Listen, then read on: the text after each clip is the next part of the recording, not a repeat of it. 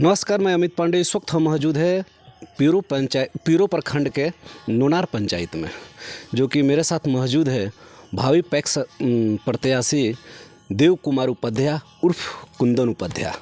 आइए हम इनसे जानते हैं कि पैक्स के चुनाव क्यों लड़ना चाह रहे हैं, इनकी पंचायत में क्या क्या समस्या है। सच भारत तक में आपका स्वागत है। सच भारत के सभी दर्शकों का मेरा हाथ जोड़ के प्रणाम है। मैं चुनाव क्यों लड़ना चाह रहा है पैक्स का? नूनार पैक्स का जो स्थिति है बहुत ही दयनीय है। यहाँ के किसानों को कोई प्रकार की सुविधा नहीं है। यहाँ के पंचायत के सगे संबंधी और मेरे साथियों ने मुझे आग्रह किया कि नूनार पंचायत के पैक्स के अगर कोई सुधार सकता है तो आप ही हैं। हम पहले भी 2014 में पंचायत चुनाव पैक्स अध्यक्ष का चुनाव लड़ चुके हैं। पिछले 2019 वाला चुनाव हम नहीं लड़े थे क्योंकि हमारे स्वजातीय थे और लोगों के हमारे गर्जीवन लोग 20-25 गो जो सगे संबंधी थे वो लोग सभी समझाए कि लास्ट बुजुर्ग हैं और इनको एक बार लास्ट मौका दिया जाए और उसके बाद आप चुनाव लड़िएगा। सभी लोगों के दबाव से हमारे घर के गर्जीवन माता पिता भाई बहन के दबाव पड़ा कि आप चुनाव मत लड़िए, पढ़ने लिखने वाले छात्र हैं। उधर हम ला कर रहे थे, हमारा ला कंप्लीट हो गया। अभी हम पटना हाई कोर्ट में एडवोकेट हैं। मेरा पूरा नाम देव कुमार उपाध्याय उर्फ कुंदन उपाध्याय हुआ। अच्छा। गांव के लोगों के आग्रह की वजह से हम इस बार पैक्स के चुनाव में प्रत्याशी बने हैं। यहाँ कोऑपरेटिव के गठन के बाद से पूर्व पैक्स अध्यक्ष थे जो स्वर्गीय बाबूधन उपाध्याय, वही रहे और लोगों का अब मन बदला है कि आज तक उन्हीं के परिवार से उहे रहे। गांव के कुछ किसानों को कल्याण नहीं किए। सरकार 5 साल पे चुनाव कराती है कि अगर मान लीजिए 5 साल में वो पहले वाले प्रत्याशी अच्छा काम नहीं किए तो दोबारा काम करें। आप उनको चुनाव में मौका मिला तो अपने वोट से उनको हटाएं और एक नए युवा और शिक्षित उम्मीदवार उतारिए ताकि किसानों का और गाँव का कल्याण हो सके। किसान के लिए आज तक इन लोगों ने कुछ भी नहीं किया। किसान सरकार कोऑपरेटिव के गठन 1935 में इसी ध्येय से किया था कि भारत गाँव का देश है, गांव के किसानों का कल्याण हो, गरीबों का कल्याण हो। पर यहाँ आज तक कुछ नहीं हुआ है। ना किसी को सरकारी रेट पे धान गेहूं की खरीदारी होता है, ना ही राशन सही टाइम पे मिलता है, ना ही खाद बीज उपलब्ध कराते हैं, और ना ही ट्रैक्टर हार्वेस्टर जो सरकारी अनुदान पे पैक्स अध्यक्ष को मिलता है कि गांव के गरीब किसान मजदूरों के सुविधा के लिए आप कम रेट पर उपलब्ध कराएं। यहाँ कुछ भी सुविधा नहीं है।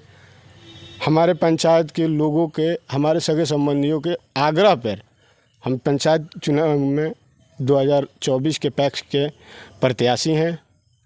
लोगों ने बड़ी आशा और उम्मीद के साथ मेरा समर्थन कर रहे हैं और उनको उम्मीद है कि एक पढ़ा लिखा युवा ही पैक्स का सही संचालन कर सकता है कि कुछ गांव के लोगों का, किसानों का कल्याण हो सके।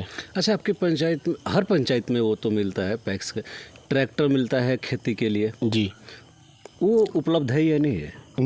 ना ही ट्रैक्टर मिलता है।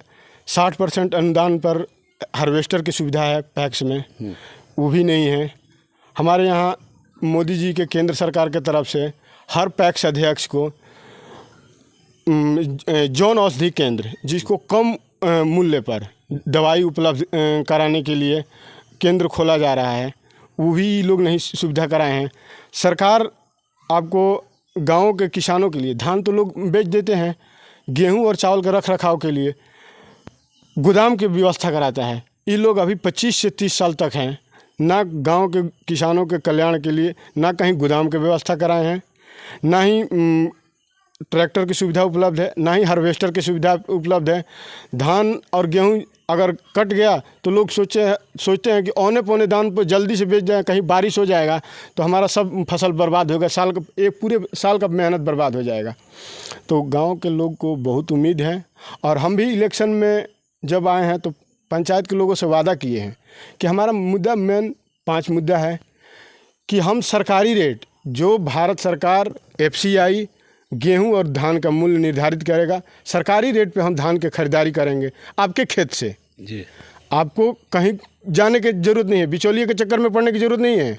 दूसरा, प्रत्येक किसान के कोऑपरेटिव से और ग्रामीण बैंक से किसानों के लिए 50,000 से लेके 1,60,000 तक KCC लोन की सुविधा करवाएंगे जो किसान खेती करते हैं उनके लिए। नंबर 3, किसानों के लिए धान लोग बेच देते हैं, गेहूं और चावल के रख रखाव, जो मतलब हम लोग के गेहूं फसल कट जाता है अप्रैल में, तो लोग सोचते हैं कि अगर हम सितंबर अक्टूबर में जो दशहरा बाद अगर गेहूं के बेचेंगे तो अच्छा रेट मिलेगा। तो गेहूं और चावल के रख रखाव के लिए गोदाम की सुविधा कराएंगे। तो तीसरा हमारा अथी है कि जब हम बनेंगे तो गांव के लोगों के गेहूं चावल और धान के रख रखाव के लिए एक बड़ा गोदाम के जो सरकार अनुदान देता है पैसा, उसके अनुसार गोदाम का निर्माण कराएंगे जिससे लोगों का लाभ मिले।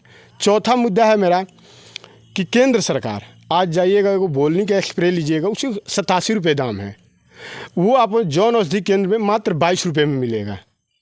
तो ग्रामीण गरीब गुरबा किसान भाइयों को उससे उसका सुविधा मिलेगा। तो हम जौन औषधि केंद्र अपने पंचायत में, जिससे गांव के 2 युवा के रोजगार मिलेगा। पैक्स में 5 लोगों की ज़रूरत है, जो कि पूर्व अध्यक्ष अपने घर के ही लोग रखे हैं। हम बोले हैं कि हम 5 बाहरी लोगों को रखेंगे जो हर जाति समुदाय से रहेंगे। और उसके बाद मेरा 5वां